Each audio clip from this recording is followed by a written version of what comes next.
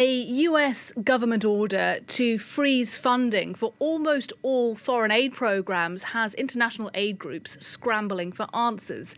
The sweeping directive from the new Secretary of State there, Marco Rubio, has halted programs covering everything from HIV/AIDS treatment to providing clean water for infants and support for veterans in Ukraine. Some humanitarian officials are even warning that people will die as a result of this funding suspension.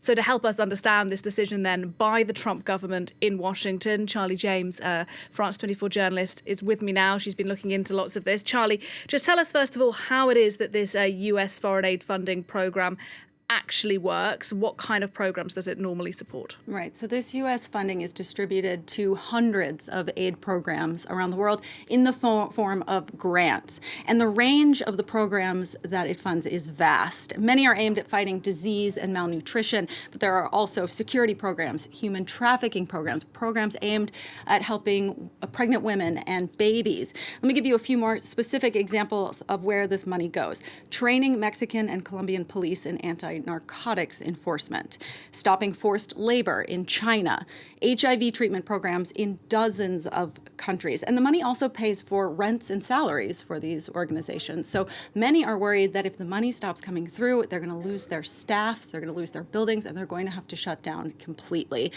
The impact of these programs, Nadia, is huge.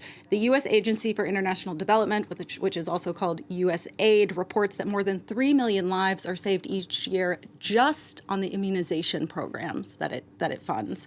And it says that this humanitarian assistance is both a gift and an investment on behalf of the American people because it contributes to a future that we all share.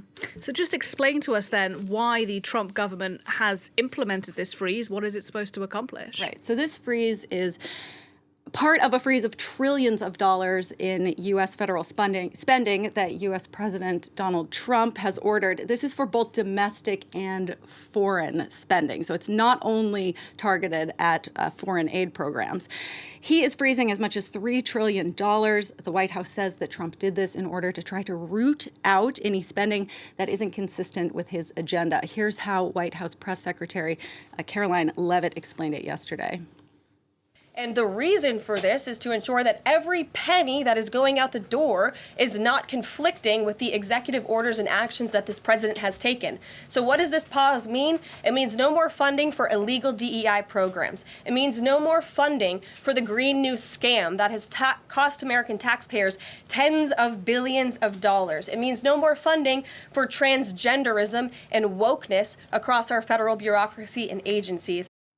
So essentially, the new government doesn't want a single dollar of U.S. federal money going to fund domestic or foreign programs that Trump doesn't believe in, that he doesn't want to support.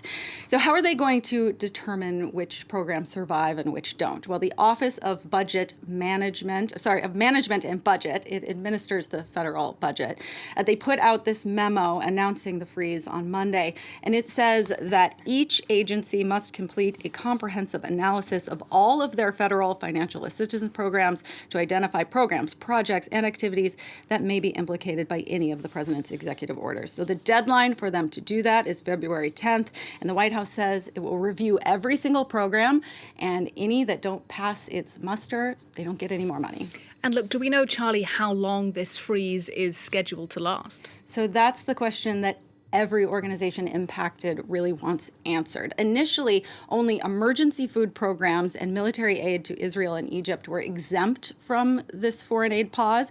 But yesterday, after this huge international uproar at the order, Secretary of State Marco Rubio did grant a waiver to continue to allow funding programs in several categories, ones that provide life-saving medicine, medical services, food, shelter, and subsistence assistance. That means basically essential personal needs.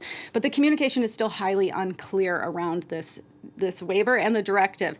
Organizations say they haven't been officially notified or they're unclear about what exactly is and isn't covered. For example, the waiver says you can make food deliveries, but it doesn't specifically say water. So there are some organizations that are holding back water deliveries because of that. And the future legally is also very unclear. There are several lawsuits challenging this order going through the courts. One judge in D.C. yesterday night did put a stay on the order, meaning that it can't go forward, but that really only adds to the chaos and confusion because no one really knows what they're allowed to do. Is the money going to come, and are they going to be retaliated against by the U.S. government if they continue to operate? Charli James, thank you very much indeed.